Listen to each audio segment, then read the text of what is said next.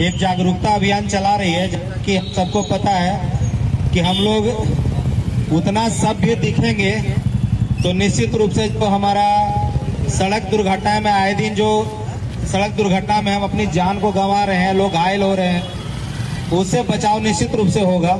जैसा कि आप सभी देख रहे हैं, जहां हम लोग अभी वर्तमान में खड़े हैं, ये वन वे किया हुआ है इसमें, तो सभी यहां से जाने वाले जितने भी वाहन चालक हैं वो ध्यान देंगे कि वन वे रूट का पालन करेंगे। यहाँ से जाने का कोई रास्ता नहीं है, बल्कि उस तरफ से जो आने वाले वाहन है सिर्फ वही निकलेंगे।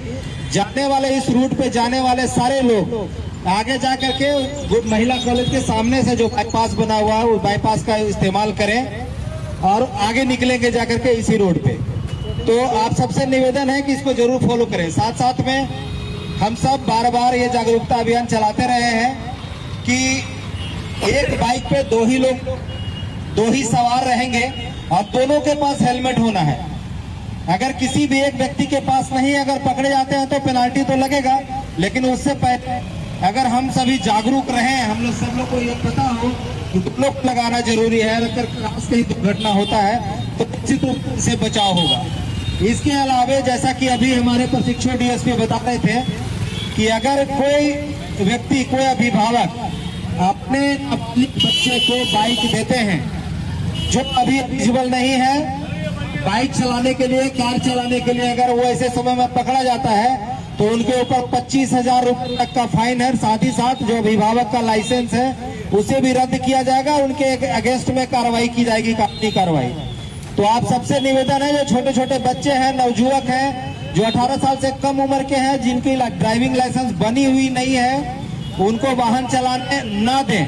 आप सभी तमाम अभिभावकों से निवेदन है कि कम उम्र के बच्चे जो 18 साल से कम उम्र के हैं, जिनके पास ड्राइविंग लाइसेंस नहीं है, उनको वाहन चलाने नहीं दें। अगर पेनाल्टी लगेगा, पनिशमेंट होगा तो उनके अभिभावकों को लगेगा। जिनके नाम से वाहन रजिस्टर्ड होगा वो पेनाल्टी उनको वहन करना पड़ेगा।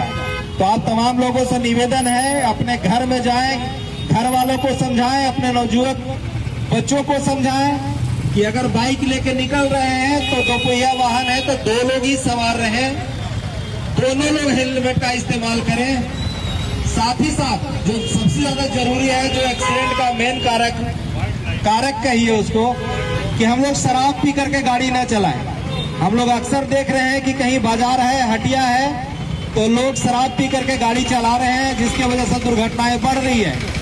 अभी आपको बता दें कि अगर अभी लगातार हम लोग इसके संबंध में चेकिंग भी कर रहे हैं। अगर कहीं पाए जाते हैं कि कोई शराब पी करके कोई वाहन चला रहे हो, चाहे वो 2 पहिया हो, 4 पहिया हो, तो मेजर पेनाल्टी उसमें लगना है। 15,000 20,000 रुपये आपका फाइन हो जाएगा, फिर आप जीवन भर पछताते रहेंगे और ऊपर से आपका ड्राइविंग लाइसेंस 3 साल के लिए कैंसिल हो जाएगा। तो आप सबसे निवेदन है कि अगर किसी भी परिस्थिति में घर से बाहर निकलते हैं तो शराब पी करके गाड़ी ना चलाएं। 4 पहिया वाहन अगर आप चला रहे हो तो निश्चित रूप से सीट बेल्ट का इस्तेमाल करें। जनरली हम लोग देखते हैं कि लोग बहाना बनाते हैं, एक्सक्यूज देते हैं कि भाई हमको 100 मीटर निकलना है। आप किसी भी परिस्थिति में अगर एनएच को चढ़ रहे हैं, एनएच के ऊपर से जा रहे हो, तो आप देख रहे हो कि रास्ते में कितनी भीड़ है। तो आप निश्चित रूप से सीट बेल्ट का इस्तेमाल करें, आपके जीवन को सुरक्षित करेगा। और आप अपने आजू बाजू के लोगों को, अपने अगल बगल पास पड़ोस के, अपने घर वाले सभी लोगों को समझाएं, एक गाड़ी में सीट बेल्ट कम से कम भी तो 4 होता है, और जितने लोग बैठे हैं उस गाड़ी में करीब ये 4 लोग जो कॉर्नर पे बैठे हैं वो चारों सीट बेल्ट लगा के चले। इसके अलावे